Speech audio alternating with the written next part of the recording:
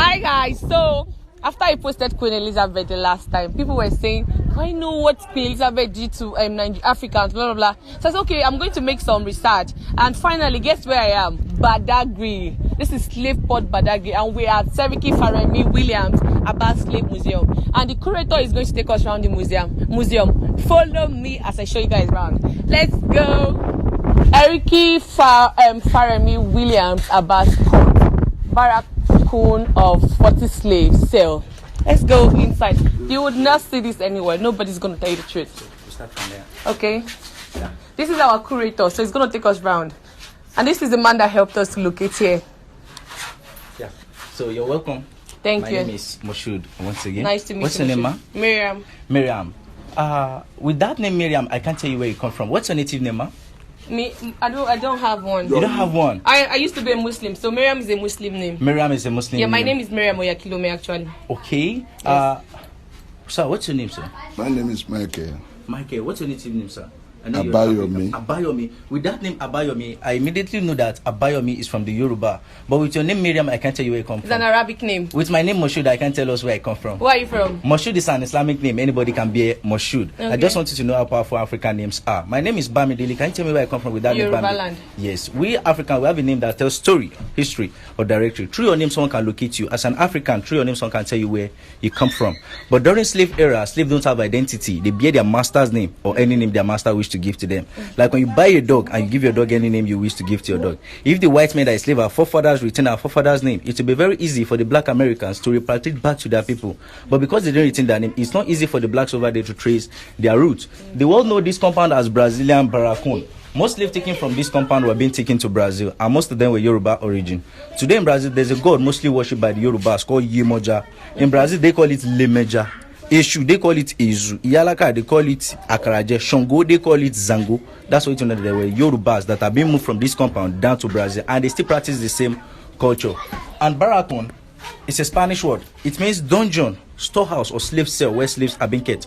In this compound, we have a total number of 40 rooms. Okay. During slave era, 40 slaves were being kept in each room. Okay. 40 times 40, 1,600 slaves were being moved in and out of this compound every 3 to 4 months. And this compound belongs to Seriki Williams Abbas. This is the man in the center. His birth name was Ifare Milekun Ifagbemi. How come the name changed to be Seriki Williams Abbas? This young man was captured at the age of 6 in a town called Jogarile in Ogun State during the Egbas and Dahomey War. He was captured by a slave trader called Abbas. Abbas was a black man, an Islamic scholar who lived in Dahomey. Abbas took this young man to Dahomey and made him a domestic slave. We have two categories of slave, the field slave and the domestic. The field slave work on the farm, the domestic work, yes, field. Okay, field. Okay, yes, the field slave work on the farm, the domestic work in the master house. Abbas used him as a domestic slave. Later, they sold him to a white man called Williams. Williams took Ifare Milekun to Brazil and gave him education. Through Williams, Ifare Milekun speaks English, Dutch, Spanish, and Portuguese.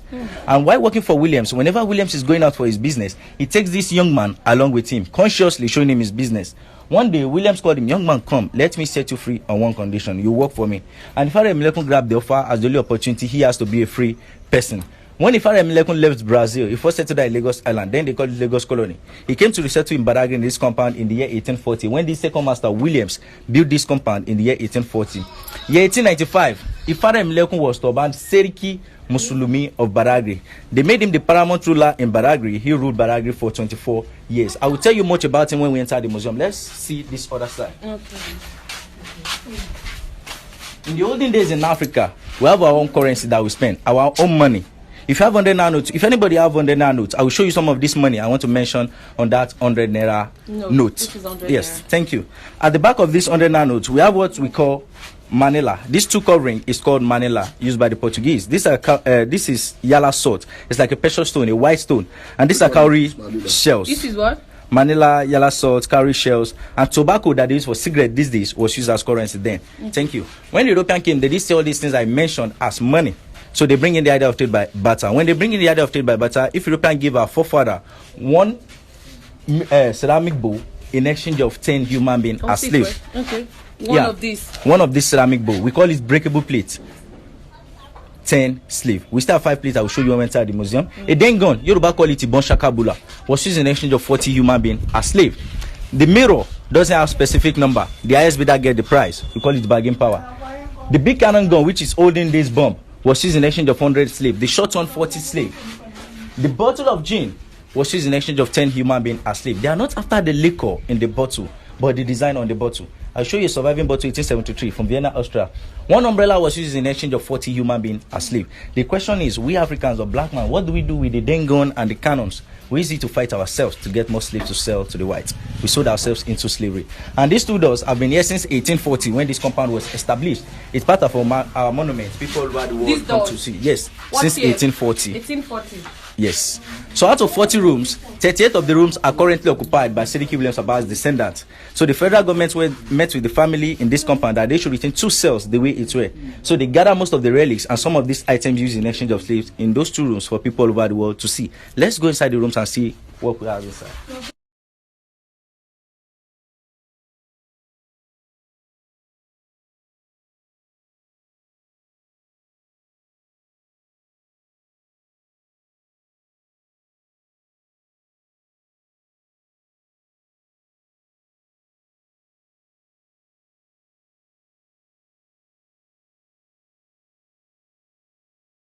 Okay, this was the cell. As small as it is. No. So you're welcome. Out of 40 rooms, we are standing in one of the rooms. All rooms are like this. Where we are standing here is called a waiting cell. This is where Europeans check slaves down to buy before they buy them. The same way we check animals before buying, the same way they check human being. They take the eyes, they check the dentition, they hit them in the stomach to nip their feet. Because their aim and objective is to take them to where they're taking them to work for them on the farm. So they need healthy slaves. Slaves above 35-40 are called macrons. Europeans reject such slaves. Any slave rejected by the European, they don't return them back to where they were captured. They kill them or feed them to animals. And we have the inner room, which is called the dark room, where they keep 40 people. We are still going there. Here we have what we call ankle shackles. They used it to join 2 slaves together while working on the farm. One in the leg of the first slave, one in the leg of the second slave. Shall we try it? Okay. Yeah. On me? No, we are not slaves. Fine. Yeah. Okay. Like this, and they start this rod and put padlock here. Can you try to move with this? Oh, I You can't. drag me along with you. 2 people work with this for 18 hours on the farm, and they have 15 minutes to rest. They want to eat, drink water, pee, excrete. Within 15 minutes, they continue another for another 18 hours. These things are made of metal. It always puts wounds around the ankle. Nobody cares because slaves are property, and you can do anything you like with your property. The difference between a slave and your sunshade is because a slave has life. If you get angry, you can break your sunshade. The same thing to slave. If you get angry, you can kill your slave, and nobody will ask you for that. And here is a surviving umbrella used in exchange of 40 human beings. This umbrella was made of wood, brass, silk, and cane. This umbrella was made of wood, brass, silk, and cane. As heavy as this umbrella is, one slave boy have to put it on the head of the master as long as the master will stay outside. And if a slave boy is putting this umbrella on the head of the master, he should play with his shoulders not to disappoint him. Because if this umbrella should drop from the hand of the slave boy on the head of the master, they will behead the slave. Hi. Jesus. This umbrella was not designed for the sun, not for the rain, just to show your status in the community. You want to try the weight? You lift it from here to know the weight. About 30 to 35 kg. One person will hold it on the head of the master as long as the master will stay outside. That chain on that wall behind you there, and this chain in this glass here, they use it to kill the slaves. Then, when we enter the second cell, I will show you how to do lynching with these 2 chains. And this iron is called branding iron. What's your name again, ma'am? Miriam. If I'm Miriam's slave, my name should be Miriam. So Miriam will put this iron in the fire, red hot, and she uses it to write Miriam on my chest. If a woman, will write it at the back. What's your name again, sir? Michael. If Miriam should buy me today and brand me Miriam, if Michael should buy me tomorrow, Michael will have to brand me again. Miriam brand me today, Michael will have to brand me tomorrow because I've become Michael's slave. Let's go inside the dark room where they keep 40 people.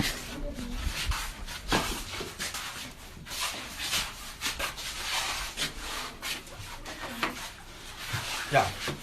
That's why we call it dark room. Dark room. These 3 glasses were not then. This is where they keep 40 people. 40 human beings in this room, 3 to 4 months. This is where they pee, this is where they excrete. Because of the odor, some will vomit. Even women or menses have to do it on themselves here. Hi. 40 people in this place, 3 to 4 months, that's the only ventilation they have. And there was a door here before they will lock the door. So they'll be here for 3 to 4 months. Let's see closely how many people have died in this kind of situation. That's why I do tell people, whenever we are here, we are not here to catch fun, but just to feel the pain the people in the past have felt are freedom fighters. Here we have a surviving bottle used in exchange of 10 human beings as slave. Like I said earlier, they are not after the liquor in this bottle, but the design on the bottle. Many people have asked me, where is the design on this bottle that was 10 human beings? If you put on your flash, you'll see the design on the bottle. On your flash. You can check it. That's the design. That was why they used it in exchange of 10 people. So that bottle represents 10 human beings because of that design you saw. And these are gramophone records used by Seriki Williams Abbas. These days we use cassette CDs. Most times we use our phone. And this brass was given to Seriki as a gift by the Brazilian when they made him the paramount ruler. And this kettle was given to him by the European. These are cowrie shells used in those days. Here we have surviving ceramic bowls used in exchange of 10 human beings as slave. It doesn't matter the size. This was used in exchange of 10. Same thing applicable to this and the rest. So we have 50 human beings in this glass.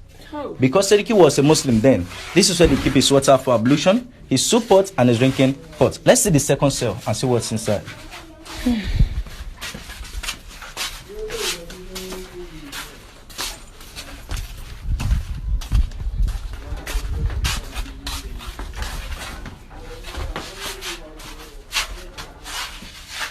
So you're welcome to the second room. Like I said earlier, all the rooms are the same. A waiting cell and the dark room. Here's a local mannequin showcasing Seriki Williams Abbas cloth. The original cloth he wore the day they made him the paramount ruler. This is it here. And the chair he sat under is the chair over there. And here is punishment given to any disloyal slave. Any slave that refused the master order or refused to bear the master's name, these are they tie them around the tree and beat them. During process, many died because they can't bear the pain. And these dogs are killer dogs. They use it to chase runaway slave. If any slave tries to escape from the farm, they release 20 of these dogs to attack one man. When they catch the slave, they devour the slave. Here's the movement to the point of no return. Chains on the neck, the hands, and the leg of the slave while going to the point of no return. 3,000 men on a row, on a single file. If the person in front should fall, the rest behind them will fall. If you are going to the point of no return, today, while going, you will see a well called Spirit Attenuation Well. The well water they give the slaves then that make them to lose their memory is still on that island. And here is the story building built for Seriki Williams Abbas in this compound, year 1847. It collapsed 1995. When we go outside, I will show you the remains of the building. These are some people captured as slaves but have opportunity to come back, like Santos Silva, Candido J. Darocha, Samuel Ajay Krada, Jaja of Okpobo, and some other people. The entrance door in this photo is the original door standing here, behind you. This door here. After the building collapsed, they moved the door inside this room. And these are some of the things that happened to our people during slavery. These are slave raiders. They want to capture this man, but he took knife and killed himself. That for me to be slave, I prefer to die. There was a woman like that, Margaret Garner. She killed 4 of her children and killed herself. That for me and my children to be slave, we prefer to die. This is what we call iron muzzle. They used it to guard the mouth of slaves while working on the farm, for them not to eat from the farm product. They plant sugarcane. We derive glucose from sugarcane. Glucose gives you instant energy, and this white men believe that if these slaves should eat out of this sugarcane, they will have strength to fight back. They feed slave once in a day. Slave have access to water once in a day. They don't feed slave to increase in size or to stay healthy. They feed them to stay alive, don't just die. And this is another matchbox. We don't have many slaves used in exchange of the box. This is called Ashwetu by the Yorubas, used by Seriki Williams Abbas. Let's see another room for 40 people. Here we have a sample of the iron corrugated sheet they use in roofing this compound then, compared to the one they produce these days. If I try to fold this iron sheet, it won't. But the one they produce these days, I can fold and keep in my pocket. We've lost quality. The 2 chains I showed you in the first room, the one on the wall, the one in the glass, this is what they use it for. If they catch any slave having sexual intercourse on the plantation, planning coup against the master or trying to run away, this is how they hang the men, this is how they hang the women. They tie that chain I showed you around the ribs of the men, the hands at the back. They hang them on gallows. They suspend the legs from the ground. In this position, that chain will break the ribs. They'll be dripping blood from the nose and the mouth. They'll be here dying gradually. These are the hang the women. They are 2 hands up. They suspend the leg from the ground. The blood from the hand, the head, all over the body will come to the thigh. They get heavier and they will be here dying gradually. In the presence of other slaves, as you see them, they won't last a day. And here we have Seriki Williams Abbas relaxation chair. For someone to have this kind of chair in those days, it shows how prominent he was. And these are Seriki descendants. Currently, Badagry, if anybody is to be elect as Seriki of Badagry, the person should be from this family. And this is the current Seriki of Badagry. Let's see where Seriki Abbas was buried in this compound.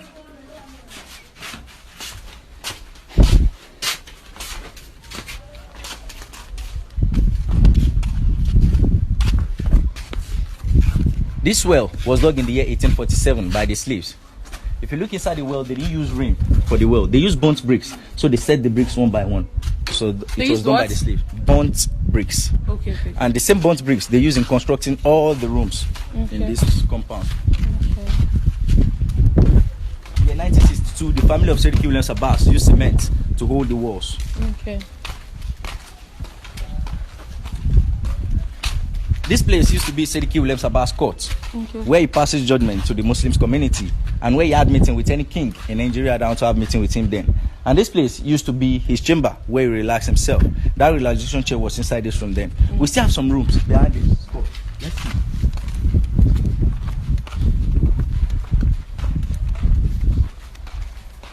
So all these rooms were slave cell, but we have people living in these rooms now here. Okay. So all in total 40 rooms and 40 slaves in each, and all the rooms are the same: a waiting cell and the dark room. We can see sample of the burnt bricks around here. The story building that was built for Seriki Williams Abbas in the year 1847 that collapsed 1995 was standing here. Okay. This is the remains of the building. Here's the foundation. Okay. And all these rooms also were slave cell. When Seriki Williams Abbas died, this is where he was buried. Seriki Abbas died 11th of June 1919 and he was buried here. Sorry. 103 years ago that he died, he was buried here. Later, the Brazilian came back to build this mausoleum on his grave. Why? Because they see him as a loyal person. Someone that was captured as slave, later freed, and he continued the business because his master has asked him to continue the business. He was just like the 2IC for the master here. The master cannot be here and be in his hometown at the same time doing the business. So he needs somebody that he can trust, that will understand our people language here. That was why he sent Seriki down to Nigeria. And this is the tomb of the last son, Saka Ajao Abbas. He was given birth to 1913. He was at the age of 6 when his father died. His father was at the age of 6 when he was captured as a slave, and he died 1987 at the age of 74. So you're welcome to Brazilian Barracoon. Do you have any question? I'm so weak. I don't even know what to ask. Do you guys have any question? Like, my mentality has really changed coming here. A lot of things has changed, my mindset, and I was even emotional in there when you tried to use that stuff on my leg. I couldn't move. I saw it in your eyes. Well, You almost dropped tears. I almost did. I saw it. I don't know what to ask. Do you guys have any If you don't have any question, maybe if you see some other museums, you may have questions. We still have like 4 other sites. Shall we? We shall.